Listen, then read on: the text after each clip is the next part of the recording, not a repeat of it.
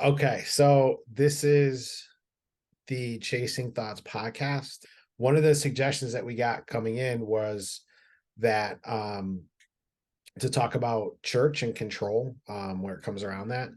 And who we have on today, since Mindy is on vacation, is my daughter McKari, who I grew up in church and then brought her up in church because I was pretty much at my limit with it at the time. But it was still, that's what you had to do. So I brought her up in church, so that I can also, screw her up the way I was screwed up, because why should she be better than me? But we've had a lot of talks about stuff, and we talked about doing a podcast at some point about the effects that growing up in that environment had on us.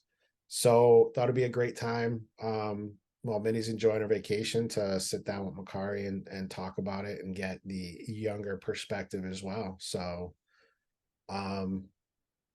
yeah, so we'll start from there. So whatever you like, just start wherever you want, man.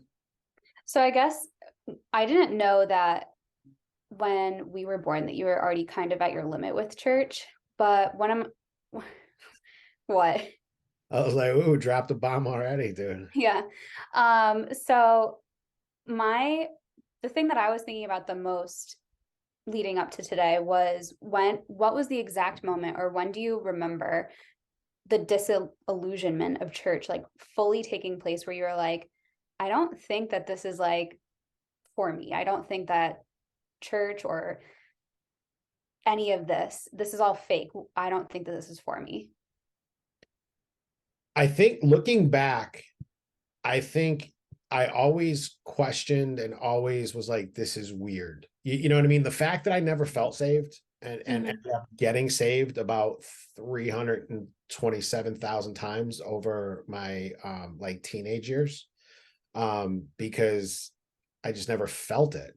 And then anytime I felt like that, what I was told was, no, no, no, you're saved, but there's a secret sin that you have in your life, that God is making you feel like this for, or that you're feeling this for because you're letting God down secretly. And I'm like, okay. And then I would pray and pray and pray, like, what is it? What is it? What is it? And I just wouldn't get an answer. So I just don't know. I never felt different. So that never sat right with me, Mm-hmm. and because I mean, it'd be like if I told you you're in trouble and you're like, for what? And I'm like, figure it out, Yeah. you know? Then there were other things like that just didn't really make sense to me, So the Garden of Eden, God creates it for Adam and Eve, and we're his children, and he loved us to the point where he sent his son to die for our sins. But he didn't love us enough to not put like a loaded gun in the middle of the Garden of Eden, and everything that I heard was God wanted us to prove to him that we loved him. And that's Mm-hmm. why he put the tree of the knowledge of good and evil there. And again, I'm thinking as a parent, like when you and Ruth were walking around, like at 3 years old, I didn't put a loaded gun on the coffee table and say, everything in this room you can play with, except this gun. If you play with this gun, you're going to get very seriously hurt. You're probably going to die. And then leave for the day. You Yeah. know what I mean? And then if I come back and you're dead, well, you didn't love me enough to listen to me. So screw you. So there's a lot of things, but you don't question that stuff, because what you do is you turn those questions into, no, that's my own sin. That's the devil. That's my, sinful nature. And then as I grew, got to the point where I started to see church as a dog and pony show. Yeah. This is when we went back to a manual where I've never been a dress up type, like slob is sort of like my fashion, choice. Like it's how I feel comfortable. Not necessarily slob. I like being comfortable. So and suits to me just aren't comfortable. And when I started hearing things like, well, I dress up for God, because God's worth it. And I'm like, all right, well, your God has the queer eye for the straight guy, I guess. Like he has the fashion knowledge, and Like he's big into fashion and big into how you look. Doesn't give two craps about what you do, but it's just how you look. And that's when I started to see like what's being taught and then what is being lived are two different things. Mhm. And up until like the last few years, I would say from 35 to 40, that's when I really started to question. Um, my response to that was digging deeper into it because actually that's when me and Mama started teaching the deaf Sunday school class. Yeah. And that was a huge thing because I was allowed to teach the deaf Sunday school class, like because nobody else wanted to do it because it wasn't one of those positions that the spotlight wasn't on you. Until people started noticing me and Mama up at the front signing, and they would come up and they'd be like, "Oh, that's so beautiful. I want to learn. I want to stand in front and do it." Right. Right. And then we even offer those classes with a deaf woman teaching them. And the first time like 30 people showed up. And then the next time was like 5. And then it was just nobody. Yeah. But ironically, if you and Mama weren't there, people that knew sign language would come up and say it's so sad that people weren't there for there were deaf there and nobody was there, like putting it all on you. And then I remember like talking to, since we had family in that church, and I don't want to like name names and stuff on here, but like I would be talking to a family member and another woman would literally come up and begin talking to that person as if I did not exist. Yeah. And I would just shrink away. And it made me feel so small. It made me feel so outcast, so different, you know. And at the time, my back was like really bad, right? So I would go outside, so I was standing, so I wasn't sitting, in these torturous pews that churches have to use, man. And and I remember like I would be watching the service on the screen, because they had like 50-inch TVs everywhere, so that if you're outside, but then the core group of the church, the deacons, the secretaries, the people that like worked there throughout the week, they would be talking so loud I couldn't hear the service. And then Yeah. I brought that up and said, look, I'm out there, because my back is messed up and I'm trying to listen and I can't hear because people are having these conversations. Like, can you say something to your employees? Like, shut up. And they're like, oh yeah, that's a problem. We're going to take care of that. And nothing was ever taken care of. So there was just so much judgment, so much hatred, so much I'm better than you, so much us versus them and othering of everybody, that I finally got to the point where I was like, this is it. This is my breaking point. So I'm going to step away. And I remember making a call and I wanted to sit down with somebody from that church, and they had to check with the pastor to see if it was okay to sit with me, to talk with me. And I'm like, okay, well, Jesus left the 90 and 9 and went for the 1. And I'm sitting here calling you up and saying, look, dude, I'm about to be the 1. I'm about to go astray, whatever. Right. And you're like, I don't know if I can talk to you because you're an other, you're a them, you're not an us. Yeah. Then I called another church that was like one of these more newer age churches, like where they got like the drums and the guitars. Cause like the churches we went to, like that was evil. Yeah. Um, and the pastor, it was more of like the pastor was like a superstar. Mhm. So I called them and I was like, yeah, I'm having some trouble with my faith. Like I'd like to see if I could talk to the pastor.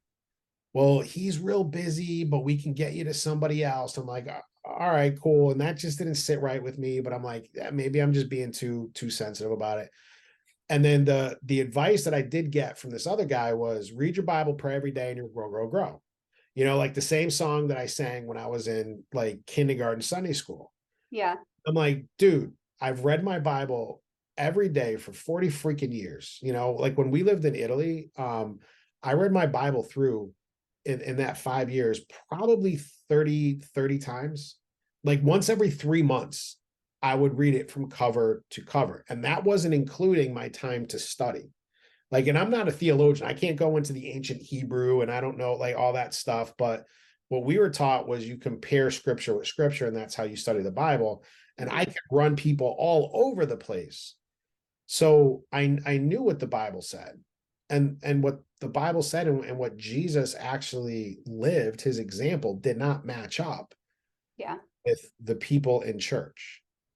And that's where I finally was like, I'm done. I'm walking away. So I would say probably around like 42 it was that I ended up saying I'm done. Struggled with that until I was probably about 46 or 7.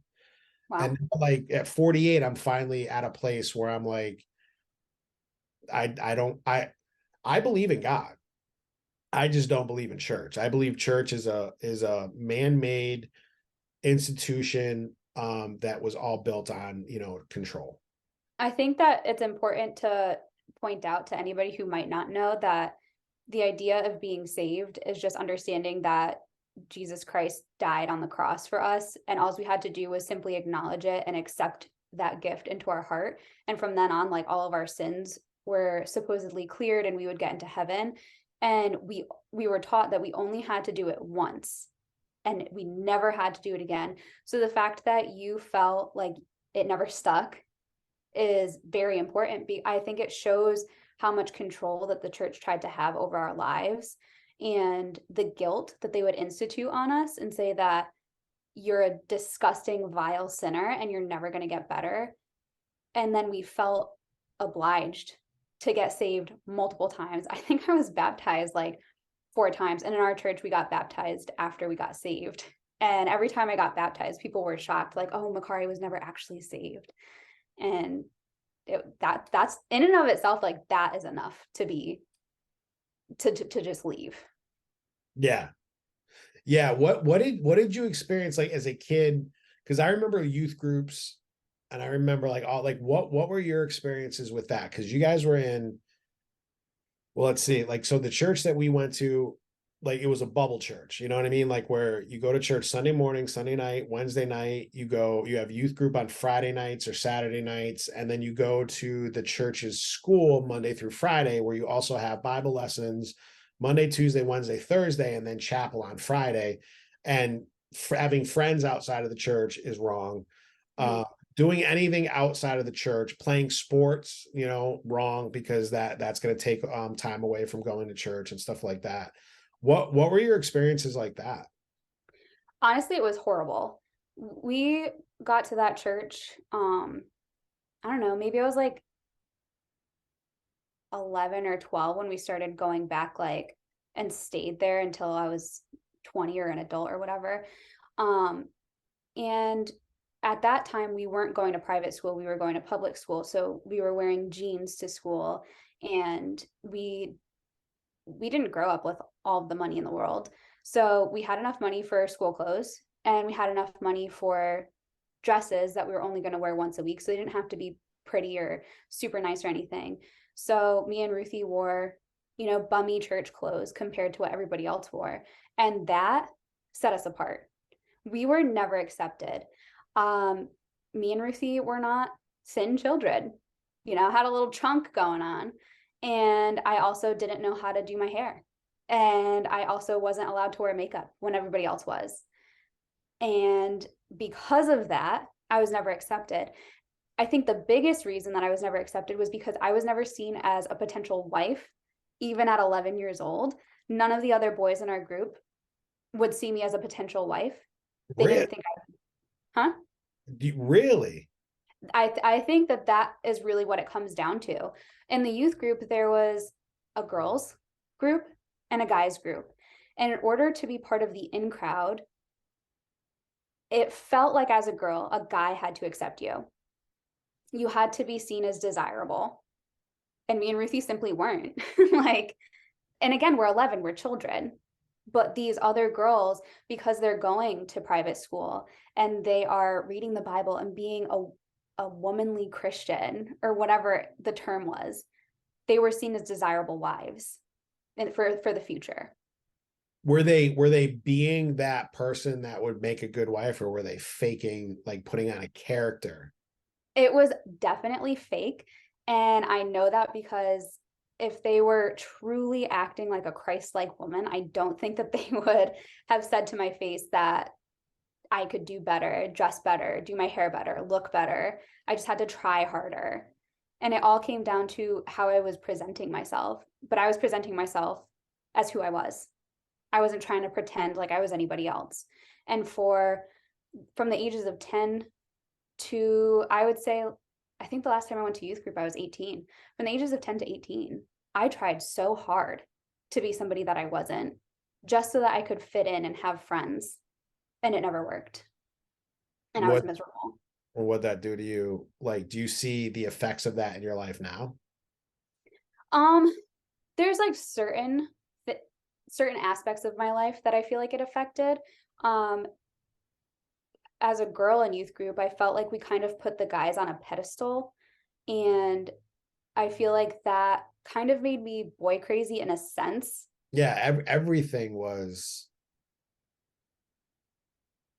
a pedestal. It was look at God, but look at God through this or through this person or whatever. Um, like whenever the pastor came in, it was special gifts. So you had to give 10%, and that was baseline, and that was 10% before tax. Um, and so you give your baseline tithe, then you have to give your offerings. So that's above that, and then you have to give to missions above that. Then the anniversary of the pastor coming to the church, the anniversary of the pastor's marriage, the pastor's birthday, the pastor's wife's birthday. Um, what else they do? Honestly, I don't know. There's so many. Yeah, like Christmas, there was special things. I don't know if they did things for like the pastor's kids' birthdays or something, but like every time you turn around, it was like this new time to give more money to the pastor. And then most churches that I went to, the staff of the church was just the family of the pastor. Uh, Mhm. it like my mom Nana one time she got in trouble. This is a long time ago because she was like, you're like church is like AT&T, it's friends and family, because that was if other than that you just couldn't work there. If you weren't like a good friend or a family member. Yeah, so it was definitely an interesting time. What have you learned from all that? I have learned that it's not a sin to not be okay. Um, so for example, like I think the the final moment that I had in church where I was like, okay, this isn't for me, was my senior year in high school. And I was like going through a lot. I don't know if you remember, but like I was just about to like enter into a depression right when I started college. I was very anxious, and my anxiety presents as just like severe guilt. And I think a lot of that has to do with church too, because Mm. I was told since I was 5 that I'm guilty. And so I think that's how my anxiety presents.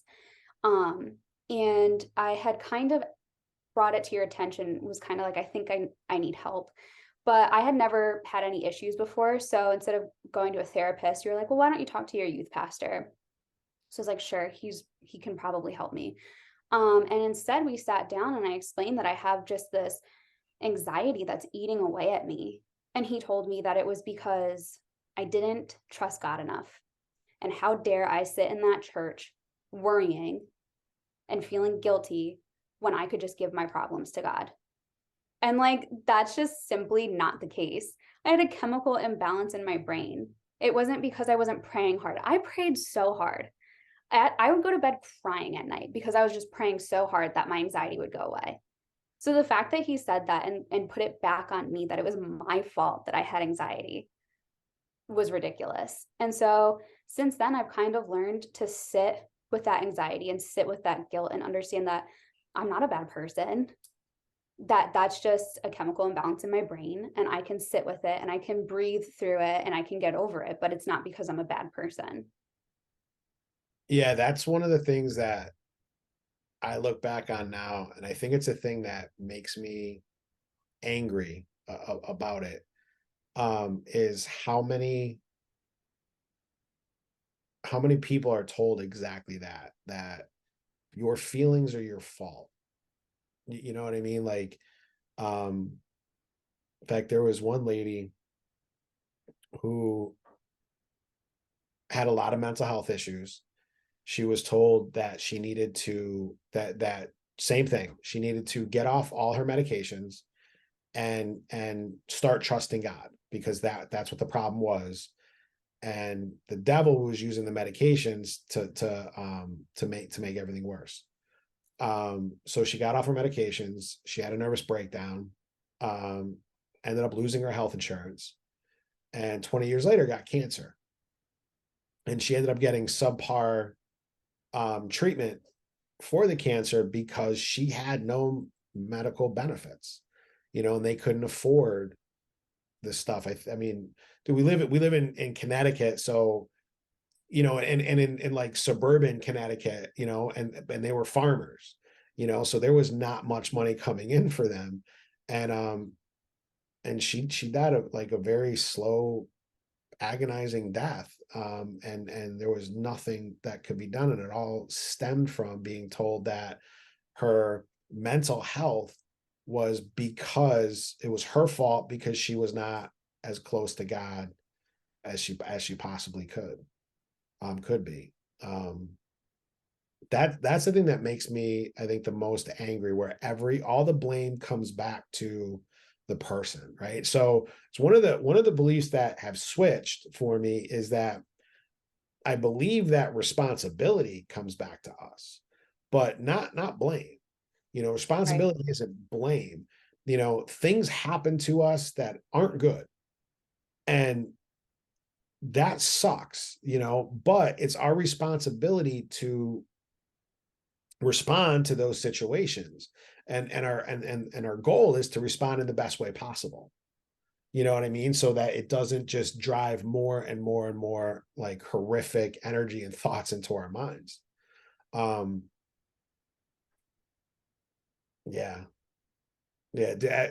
It's so funny that once I start thinking about this stuff and getting more into it, I start just getting so angry, like my thoughts begin to sort of fragment, you Yeah. know. And from what I understand, like fragmented thoughts are a part of trauma.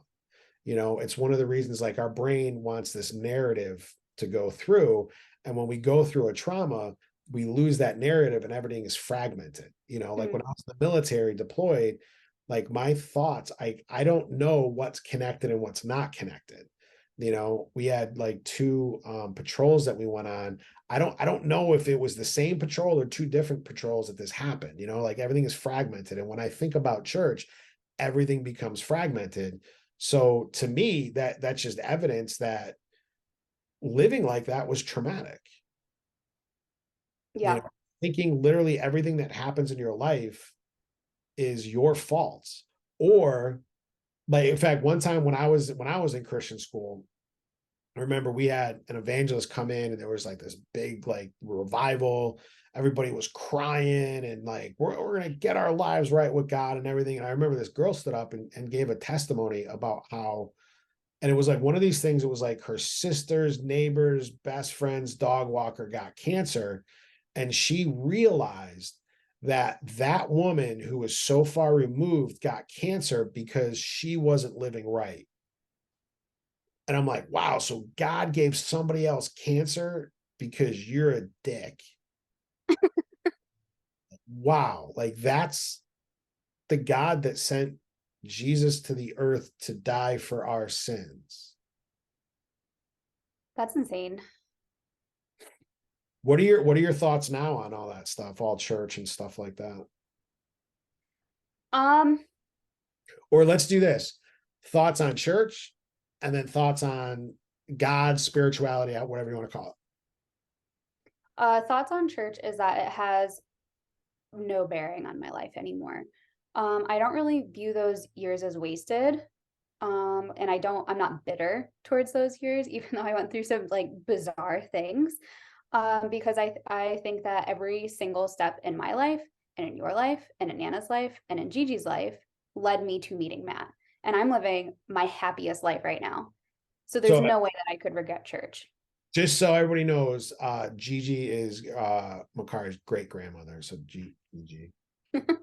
Um, so it has no bearing over my life.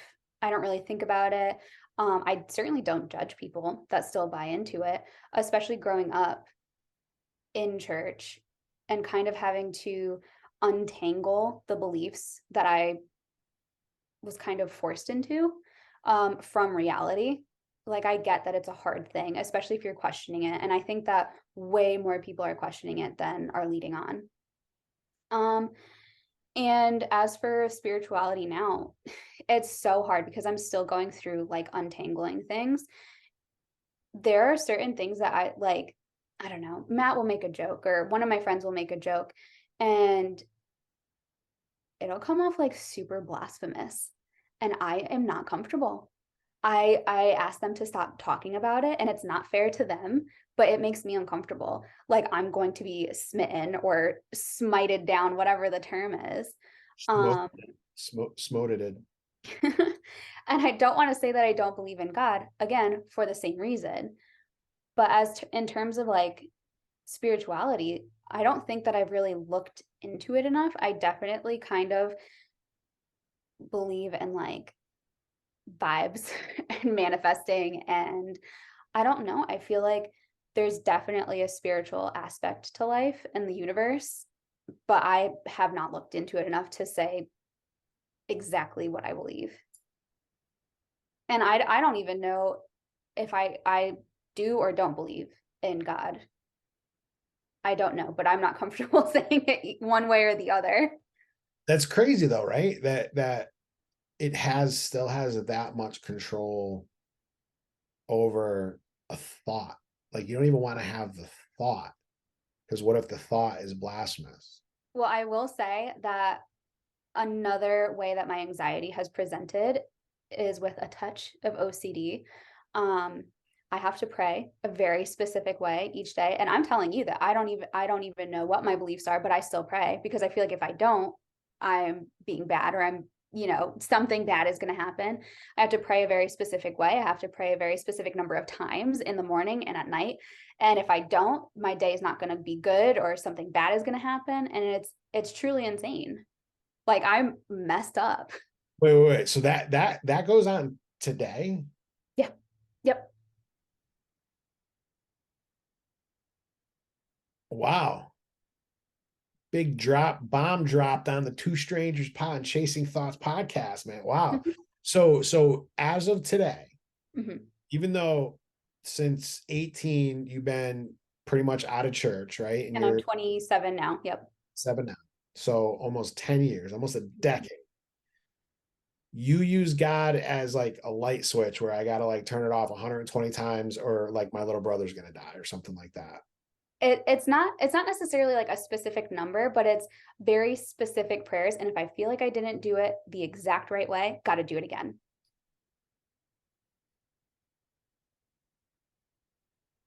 You need help. I know. It's my fault. Who knows? Maybe if I pray in the exact specific way, I'll just be fixed. Yeah. Well, yeah, isn't that how it's supposed to happen? Yeah. Wow. I'm sorry, I did not know that, man. It's a little rough, but it's better now as long as like I can manage my stress and stuff. It lessens it. Have you ever thought of exploring deeper into what you actually believe and not what you're told to believe to see if that can ease some of that?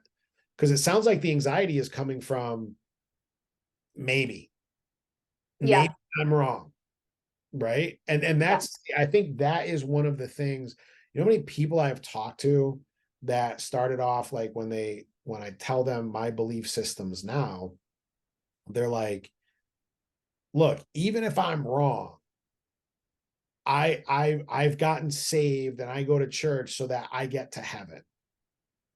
And I'm like, that makes, I mean, to me, that just makes no sense. You know what I mean? Like, so even if I'm wrong, like, so it's almost like a life insurance policy. Like, so to me, you don't actually believe. There's still a part of you that doesn't believe. And in fact, in I believe the book of John, when they talked about the Pharisees were talking about to Jesus, said, what is the greatest commandment? He said, it's to love the Lord thy God with all thy heart, all thy soul, and all thy mind. So if you're doing it with the thought of, I may be wrong, but just in case, I'm going to jump through these hoops so I get saved, then you're not loving the Lord your God with all of your heart. You're loving it with everything but this other part that's deep down saying bullshit. Yeah. Wow. All right. I didn't expect that. That's that makes me feel horrible, man. Like for you. Yeah. It's I definitely think that you're right though, that it's the lack of certainty. It's the lack of my ability to be like yes or no. And that's the thing. Like any trauma from what I see, any trauma is going to push us to have a very specific need for certainty met at a high level. And it's more about control than anything. You know, Mhm. so even that prayer, having to pray it in a specific way, a specific number of times a day, it's all about control. Right. So you're trying to control the outcome of either your day or your eternity. You want to know where I think that this started? Yeah. So when I Oh man, maybe I don't. when I was like, I don't know, I'm trying to think. Maybe I was 7, which might have been the first time that I learned about the rapture. And then um in Sunday school after, because on Wednesday nights, like the kids didn't have like a group. So that coming the following Sunday, the kids got to Sunday school and we asked about it and we wanted to know about it. And we're like, well, when is it going to happen? Well, you can never predict it. So that's where it started. You can never predict it. There's never going to be a day that you say the rapture is today and it's going to happen. So there would be days that I would be very excited to experience, like there's a birthday party 2 weeks away. So I would in my head predict that in 2 weeks the rapture would happen. That way there, I secured going to that birthday party because it wasn't going to happen on that day. And so I learned from a very young age that there was a potential that I could control the outcome to certain things via God. And I am not the only one who did that with the rapture. There have been plenty of people I've seen on TikTok who have predicted the rapture so that they could experience something. And we were like children. Dude, all right. So my expectations for today, we're gonna be like, we're gonna have this awesome conversation, and I'm speechless. Do you ever think you were the Antichrist? No, because I thought that the Antichrist had to be a man. The patriarchy worked for me. Oh, nice. Long live the patriarchy, man. Um, yeah, like I heard it was a TikTok video. It was a girl singing um a song about how she grew up thinking she might be the Antichrist. And I'm like, oh my God, I thought I was the only one that thought that. And I thought, even if I wanted to get saved, I can't get saved because I was like a part of the Antichrist's posse if I wasn't him. Um, and then like as I learned more about it, I didn't think I could be him because from the stuff that we learned, and we went to a Baptist church, like it was like Baptist on steroids. Like It was like fundamentalist. oh, dude, yeah, we hated everybody. I mean, dude, it was your kindergarten Sunday school class that you learned that if you don't accept Christ, you're going to go to hell and you're going to turn into a worm because the Bible says in hell the worm dieth not. And there was a 5-year-old girl who raised her hand and asked if she could choose the color of her worm, because if she was going to be a worm, she would like to be a very pink worm. And the teacher yelled to the point that this girl had tears Oh yeah, because she was in oh, hell. She couldn't choose. you can't choose the color your worm. Like, dude, and like you said, you were 5. You were 5 years old. So at least like when I was 5 years old, I was seeing like flannel graph stories of, hey, Abraham was about to stab Isaac in the freaking face, and then God was like, "Oh, hey, here's a lamb. Never mind. You're all good. You're good. You're good." I'm like, he was actually like, what if God was about to be like, "Don't stop. There's a lamb," but then like like he had a sneeze, and so he was like, "What?" And then while he's like trying to like get through the sneeze, Abraham is just stabbing the shit out of Isaac. You know what I mean? And then God's like, "That's on me, dude. That's on me. It's my bad."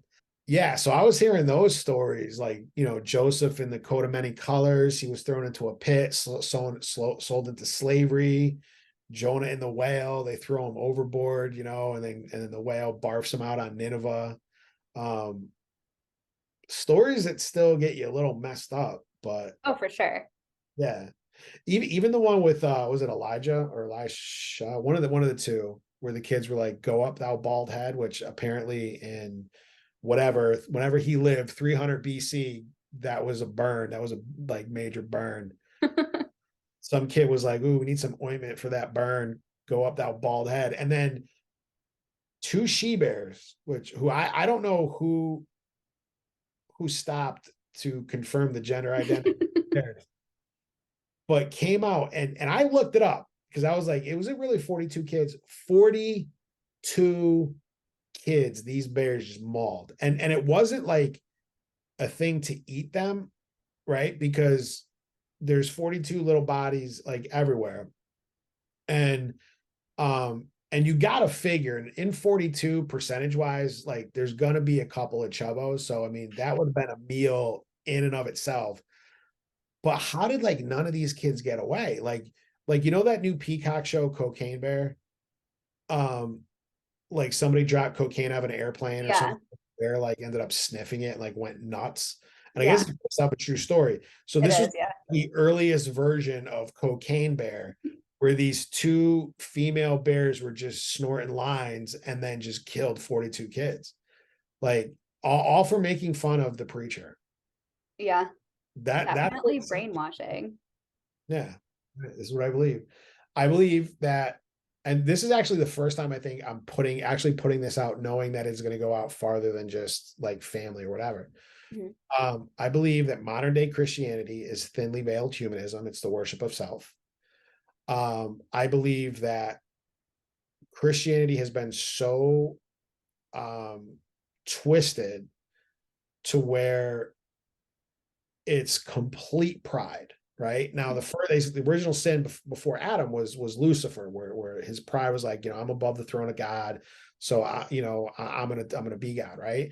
And now, if I have a thought in my head, I say that's not my thought. That's my thought. That's God's thought. God is leading me to do this. So now my thoughts, I'm literally elevating to the thoughts of God. So I believe that it's all pride. It's all worship of self. I believe there is a God, for lack of a better name. Um, A higher power, a yeah, creator. yeah, and I believe it's this literally a form of consciousness that just is. Mm, Um, I believe that we're all energy, mhm.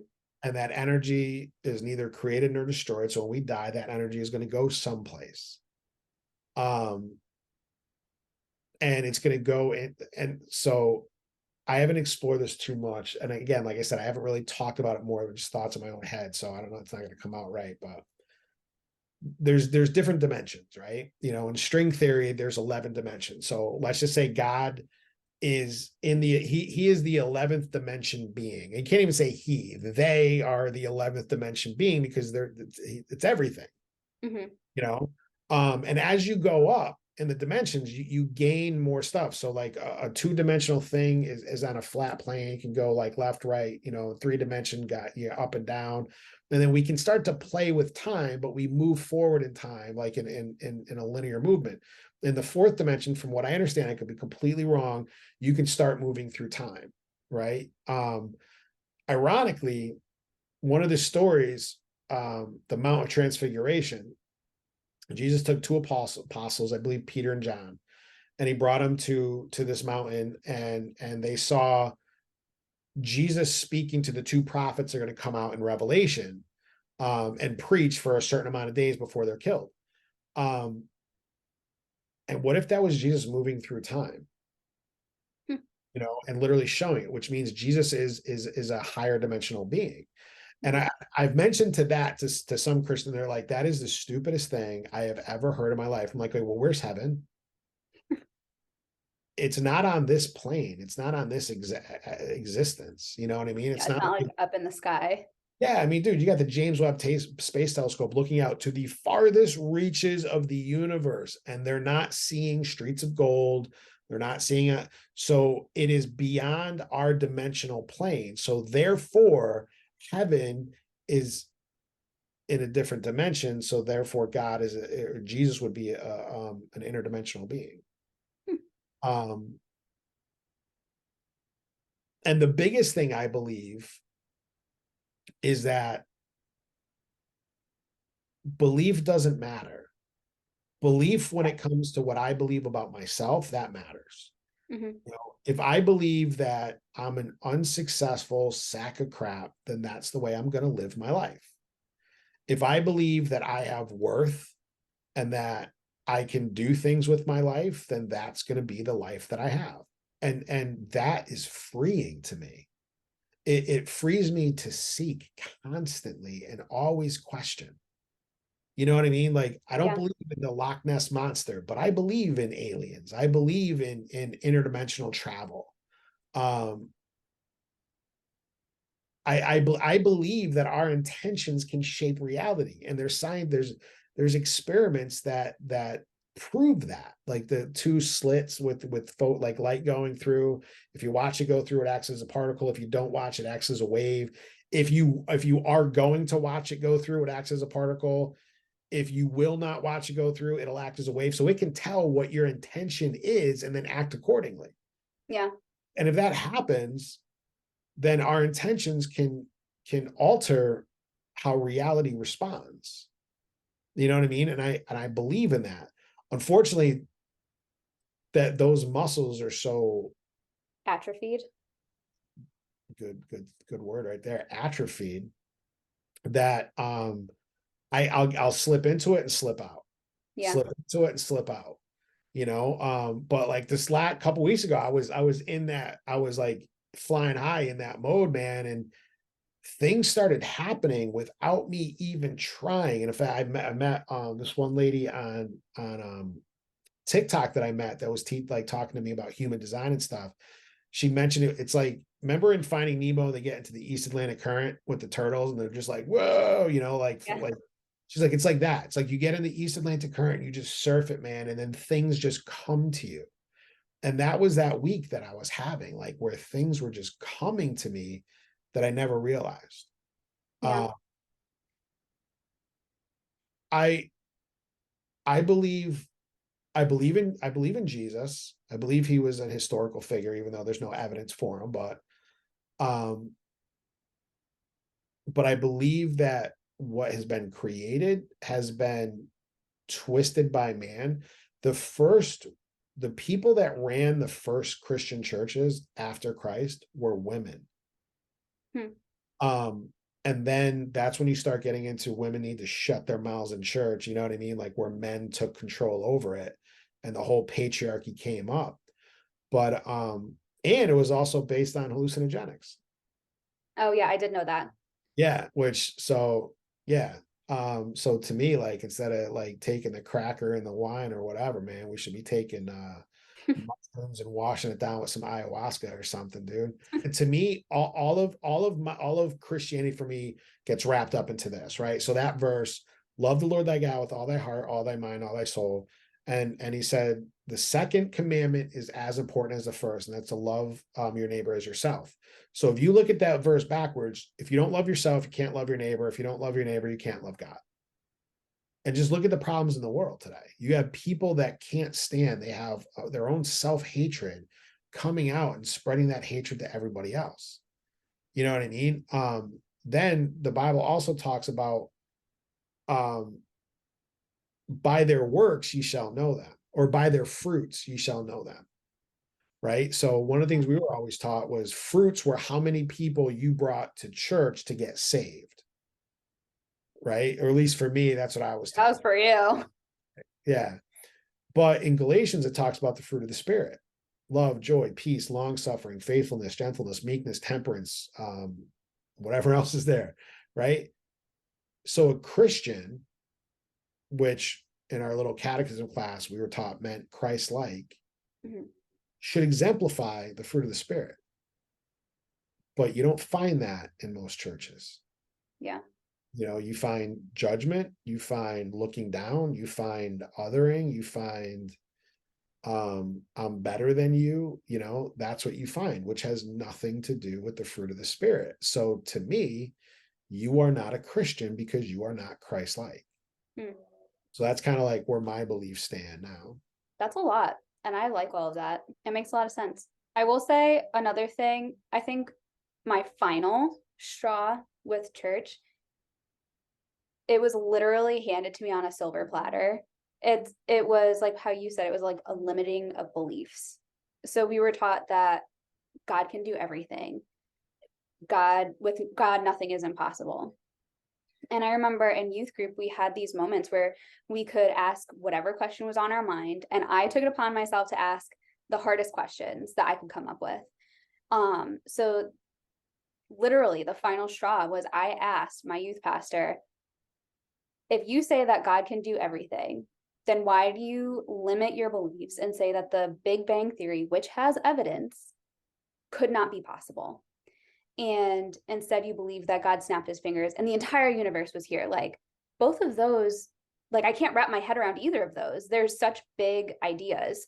And he said you could never take a shoebox and fill it with the pieces, the individual pieces to make a clock, shake it up and pull out a fully formed clock. And that was the answer he gave me, that it was not possible because nobody could do that. That's standard. That's SOP answer for that question, man. But a second ago, you're telling me that God can do literally anything, like your imagination could limit God because he can do everything. And you're telling me that he couldn't do that. So I think one of the biggest disservices that church does to anybody who goes is it limits your beliefs. It limits your imagination. Yes. Yes. I think that it doesn't want you to have an imagination, because when you have an imagination, that's when you can start seeking and thinking for yourself. Yeah. So I remember so many times when I was getting into learning more and more about the universe and space and everything, and I would talk about it with people at church, their answer would always be like, whatever, They didn't like, want to talk about it. yeah, God he just did it. He just did it. I remember learning in school that glaciers, as they moved across the earth, they would pick up gigantic boulders and move them like thousands of miles, and then as the great glaciers retreated, after the last ice age, like around 10,000 years ago, the boulders would just be like sitting there in the middle of a valley. Nobody knows how it got there. And like the glaciers put it there. And again, another family member said, or God just put it there. So you remember Hitchhiker's Guide to the Galaxy? Did you ever watch that? I've watched pieces of it. Dude, you gotta watch the whole show. I'm so disappointed in you, man. So at the end, they're rebuilding the earth, right? So spoiler alert, they're rebuilding the earth, and it's an engineer that's doing it. And he's like, all right, we're gonna put a tree here, a bunch of trees here, put a boulder here. And to me, it's like that's their outlook on the planet. I'm like, couldn't have God just started all of this stuff in motion and then let it take its course? I mean, we can literally watch glaciers carve valleys through a mountain today. Yeah. And as they retreat, see massive boulders come out of them. So why can't that boulder just, like, to me, it doesn't lessen God, it makes God greater. Yeah. You know what I mean? Like, but that's the thing. It turns around and the earth is a thing that was built, and where I have this outlook that this planet is a miracle, and I want to know as much as I can about it. I mean, literally, if if something came down and appeared on any church's altar today, and there was a note that said, this is something that God put here, and it was like factual that God put it there, everybody in church would want to know everything about that thing, what it was made of, what it does. Like, you'd want to touch it, you'd want to, like, all this stuff. And I'm like, we're literally every day walking on something that you say God spoke into existence, and you give two shits about this planet. I mean, how Mhm. many times did we hear preaching at First Bible where it was, I want to kill the last spotted owl to piss off the environmentalists because Oh, they yeah. worship the creator or the creation. Yeah. You know what I mean? Like, dude, I have a dresser, right? That has a drawer missing. This thing is so freaking old. Like, mama just hate, like, wants to get rid, but when you and Ruth were kids, you put stickers on there. I would wake up and there would be stickers like you're loved and stuff, like all this stuff that you guys were giving to me. To my dying day, that'll be my dresser. I don't care if all the drawers fall off. Like, I'll put the clothes in it without I don't care, because it means that much to me, because that dresser stopped being something that was just made and I bought, and it became something that you guys created for me. Mm, And the earth has been turned into something that was just created, yeah. and it's just the thing, but like, dude, your father God gave that to us, and you don't give a crap about it. Yeah. It doesn't make sense. I will say that for all of the like poo-pooing we've done on church and the stereotypical Christian, I am incredibly grateful for all of those experiences, because if I didn't go through that, the world wouldn't be as big or as beautiful as it is to me today. And honestly, I do feel bad for the people who will never see it as big and beautiful as we get to, because we went through that. Yeah, I agree 100%. If it was not for church, I wouldn't have met Mama. Mhm, Uh, we would not have had you guys, mhm, you and Ruth. I wouldn't have become the person that I am today. Like, my job today has become watching documentaries, learning as much as I can about the mind, about the universe, about this planet, about the miracles that surround it every freaking day. And I feel such overwhelming gratitude towards God for everything that He has given me. So like, when I walk 10 feet and my knee swells up like a freaking watermelon, and that sucks and it pisses me off and it makes me angry, you know, I can still look outside and see trees that they're master chemists. mhm, That a bug can bite a tree that the tree has never dealt with before, and the tree will analyze the saliva and either create a chemical that is a natural repellent or a natural attractor of their prey. You know what I mean? Like, that is amazing. The mycelium network, like, is the earth's consciousness talking to each other, supporting each other, get like, holy crap. And then the fact that we can tap into that through mushrooms, so I would not go back and change anything. I wouldn't want to live it again. no. But I would not go want to go back and change anything. Yeah, and I mean, when I have kids, if I ever have kids, I'm not going to raise them in church for sure. So they'll never have to experience that. But I think through the things that I've learned and you've learned, and I think Nana and Papa have learned, they're going to live incredibly fulfilling lives without having had to go through that. Sadhguru, who's I love reading his stuff. He's an Indian mystic, and he always talks about how a belief system puts you in a box. Mhm. Anything outside of that box, you have to just deny. No matter the proof, no matter the evidence, no matter nothing, you have to deny it because it's outside of your box. I think that's where the control of religion comes in, because it shoves you into this box so it can control you. Mhm. And then now, waking up to that realization and the freedom of seeking, which doesn't have limits. Yeah. In fact, Stephen Hawking's mother said that was the greatest thing about him, is when he got to his chair and he lost the ability to speak.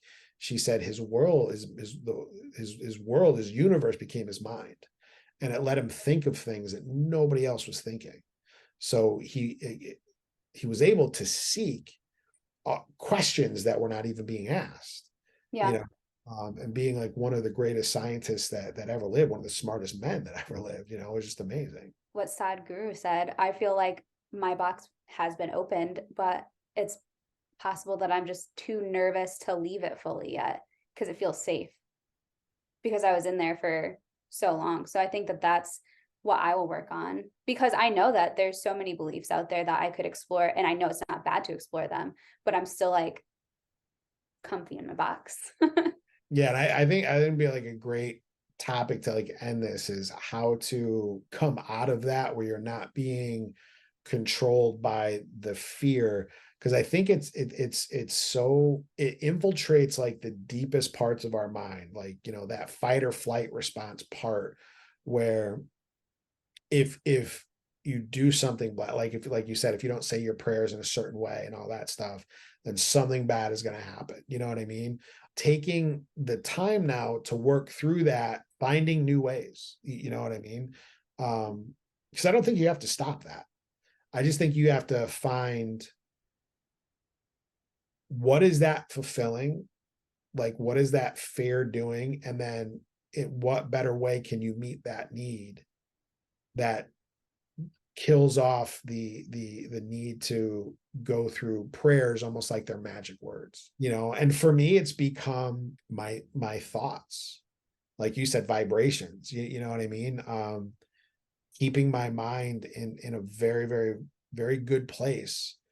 In fact, I'll bring it down, I'll sum it up in one word: just gratitude. Gratitude has changed everything for me. Ironically, everybody's looking for the will of God too. And there is one verse in well, at least the King James Bible, that says this is the will of God.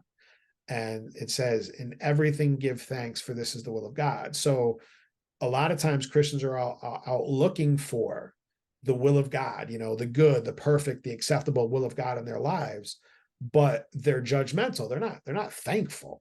Hmm. So they're not even doing this part where the Bible says, and everything give thanks, for this is the will of God. So why should you expect God to give you, my will for you is to become a missionary in the Philippines, you know what I mean? But you're not even thankful. I did have someone tell me that that God's will for them was to not date me. Oh, dude. It was cutting. They're like, yeah, I think God told me to not date you. I was like, ouch. Tell me you don't like me. Oh no, dude. Come on, man. Wow. What up? Dude, that's even worse than getting dumped by text. You know what I mean? Like, Oh yeah. No, oh, by the way, this was over text. wow. So God's up in heaven looking down at you and being like, you know what, dude? She is a shipwreck. Yeah. Do not go anywhere near her. Wow. Hey, you know what? I'm kind of glad, because you ended up with a pretty good husband, man. Yeah. That's horrible. But you know what I love is the fact that we can go back and find all these problems that we have, and we can literally let that turn into like bitterness and just eat us alive inside and turn it into hatred.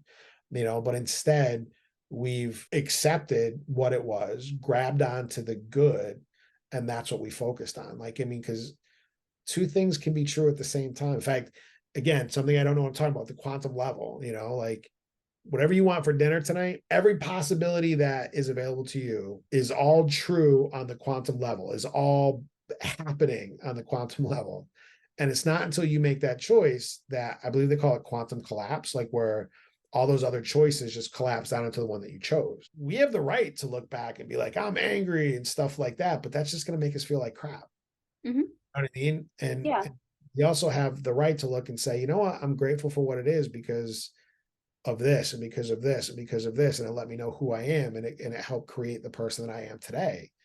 So I wouldn't change that. And focusing on that makes us feel just so much better. Both are true, Yeah. but one feeds us with good positive feelings and emotions, and the other one feeds us with bad negative emotions. Dude, I wish like Mindy was here because she is like so good at like kind of facilitating these things. Mhm. But yeah, this was pretty cool. I'm so glad that you did this, man. Yeah, it was very productive. I'm glad that we learned more about each other's, because even though we went through the same kind of stuff, it's like a little bit different. So it's I feel like I kind of got to know why you think certain things a little bit better. Yeah, and I'm glad I got to know too, like how deep that is rooted like in you, where it causes, still a lot of stress in your life. Yeah, I'm glad I know that about you. It makes me feel like closer to you and stuff. And I'm excited to see how that changes over time as you continue to sort of deconstruct those deeply rooted belief systems that were put into you. All right, dude. Well, we will end it here. Thank you for joining me today on Chasing Thoughts. Well, And thank you for having me. yeah, yeah. I think this was like pretty cool just seeing it as like father-daughter type thing too.